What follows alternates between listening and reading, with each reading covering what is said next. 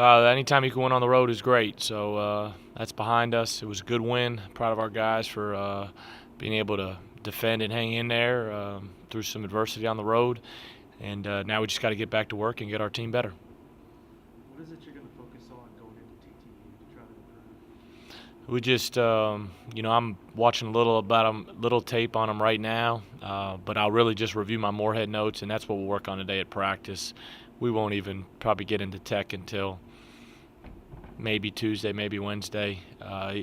It's just we just got to get our team better. If you do things for your team, all the other stuff will fall into place. I mean, we got to know what they're going to do. We got to be, you know, cognizant of all that stuff. But we don't need to spend 4 days just on Tennessee Tech. Do you feel like you're getting more towards that defensive powerhouse that you want the team to be? Well, we're moving in the right direction. We're moving in the right direction.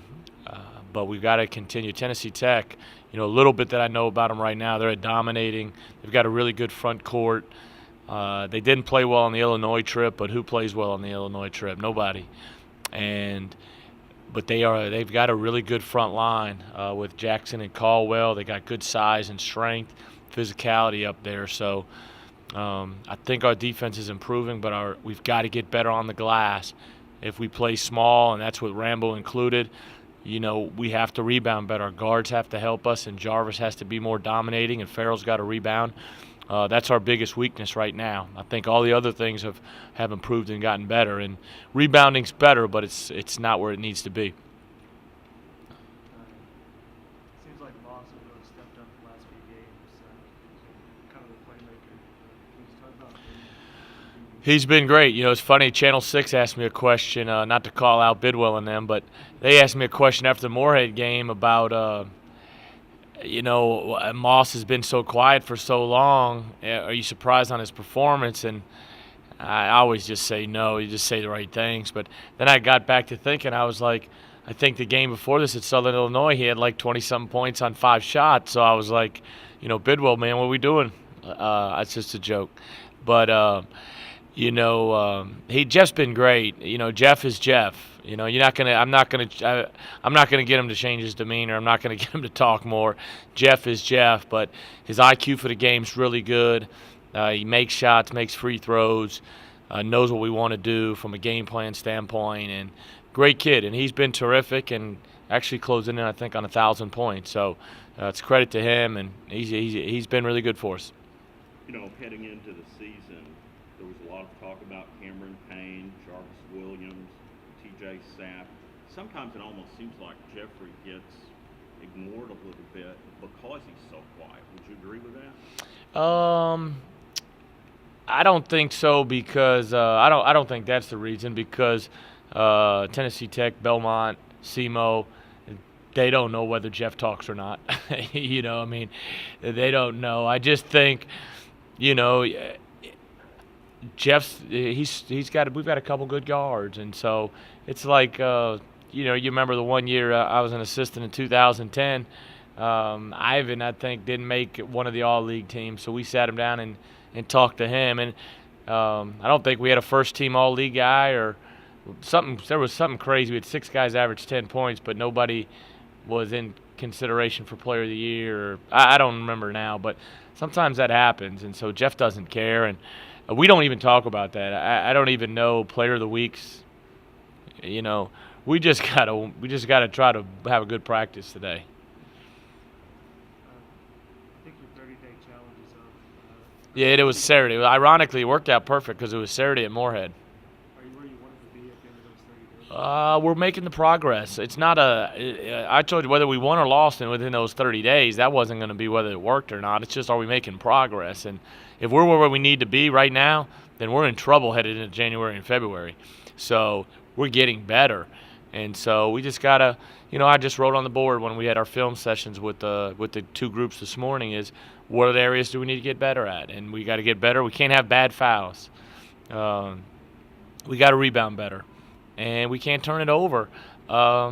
Just bad decision-making turnovers. And then and then shot selection's got to continue to improve. I thought it got a little shaky at times up at Moorhead, and we got to make free throws. And those are our 5 points emphasis, and that's something we get better at each week. Talk a little bit about the guys coming off the bench and the progress that you think they've made? Well, I think Justin. I think I don't even really look at him as a bench guy. I don't think he played particularly well at Moorhead, but I think he made a big shot at Moorhead, which was great. I thought he forced a couple shots, and I'm smiling because we just showed it on video, and then he gave me an excuse why he took one and said the shot clock was running down, and so we counted the shot clock down, and he was wrong.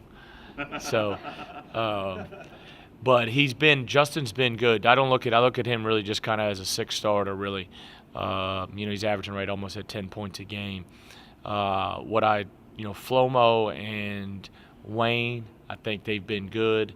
I thought they played well at Moorhead, and I think Rambo's been solid. Rambo can get a little frustrated from time to time. Obviously, they all want to play a little bit more, but they all have to know their role and max out their role and do their job. And some games in our league, Rambo's going to be a better fit against teams that play small. Some teams in our league, like Moorhead, Tennessee Tech, Wayne's going to be a better fit against dominant post teams. And so Moorhead plays big a lot. Now, they played small some against us. Tech plays big. And every team in our league will play big or small. But when you're going against that size, we'll more likely go with Wayne. If we're going perimeter-wise, you're most likely going to go 4 guards and maybe Rambo. So Flomo's just got to be solid. I went back and looked at his stats last night. His stats are pretty good for a freshman, backup point guard. He just has to make better decisions. But I think Wayne and him are making strides on the defensive end. And I don't want to see a stat sheet and see him have 18, 20 points. That'd be great if we won and they did that, obviously. But what we need them to do is just go in there and defend and rebound. And, I've kind of been joking with the guys. And I just told them, I said, well, I'm going to give a Cardell Jones award out every game. And, Cardell Jones, right? And just, as much as that hurts me because he did beat Alabama, I'm going to give a Cardell Jones award. And I text the guys on the way home on the bus. I said, man, who gets the Cardell Jones award tonight? And so the bench guys got to be ready. Whether it's Tehran too, one of those 4 or 5 guys got to be. We got to have 3 or 4 of them good every night. If you look at free throw shooting, there are a couple of numbers that are kind of surprising. Tyler. Justin Seymour. Well, and no question. Because Tyler really struggled last year. He's over 60% this year. Yeah, our free throws. It's a funny thing, and there's nothing you can do about it except not put people on the line. So that's why we got to get no bad fouls as a point of emphasis. People are shooting really well on the free throw line against us. Over 70%, I believe. So we got to cut down on fouls and not put people on the line. And second thing is we got to make free throws. And Jarvis Williams is doing a pretty good job, I think, statistically, making free throws. So you'd love to have him at 70, but the ones that are surprising, Moss 85. You wish he was 90. Sapp should be over 80. Seymour at 57. I mean that hurts. Cam 75. He should be 85. He's but Rambo I know 62, but he should still be 70. And Farrell and Wayne they got to be better, but. We got to shoot the ball better from the free throw line, and we're capable. Seymour, that's kind of ironic because he's 50% from 3 almost. You're in the middle of a long road trip. You got three good games on the road. How do you keep that mindset just focused on getting better one game at a time? That's it. We're not even talking about Tennessee Tech outside of a little bit, and that's why I said hopefully nobody took that the wrong way when I said we don't need 4 days to prepare for Tennessee Tech. What I mean by that is.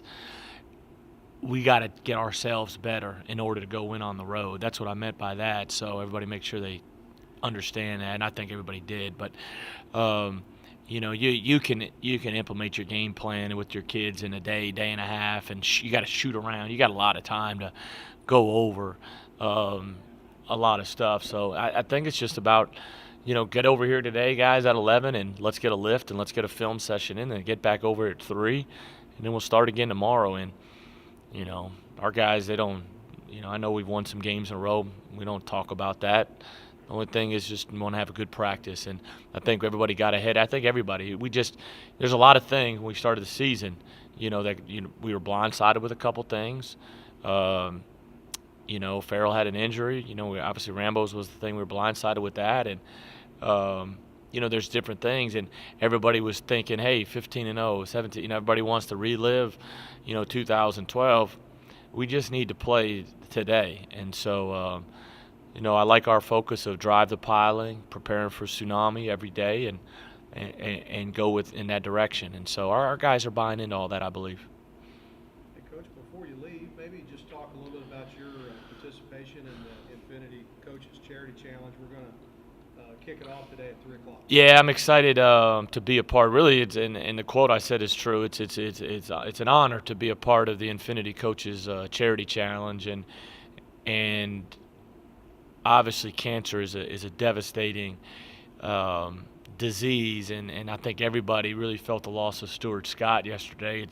Life's funny because and life is great, and life's tough, and life gives so many different emotions. But you came home, and you get home from Moorhead and it's 4 in the morning, and you're just laying in bed, and you're happy, and then you wake up at 10 in the morning and getting ready for church, and man, you hear about Stuart Scott, and man, your attitude changes, because I didn't know him at all, obviously, but man, he was impactful, and the way he carried himself, and his speech at the ESPYs, and you see that stuff. And I used to do the V Foundation, but this year I'm switching, and the charity of my choice this year, because of the loss of my mother-in-law to lupus, is the Lupus Foundation of America. So really encourage everybody, and Murray State fans, Racer Nation, and everybody, just to get on there and really do a good job of voting every day. For me, this is the only time I'll tell you to vote for me, but vote for me, but in a way to help raise a possibility of up to $100,000 for the research for lupus and for the cure of lupus. And so it's something I wanted to do to honor my mother-in-law, and to let my wife know how much I care about her.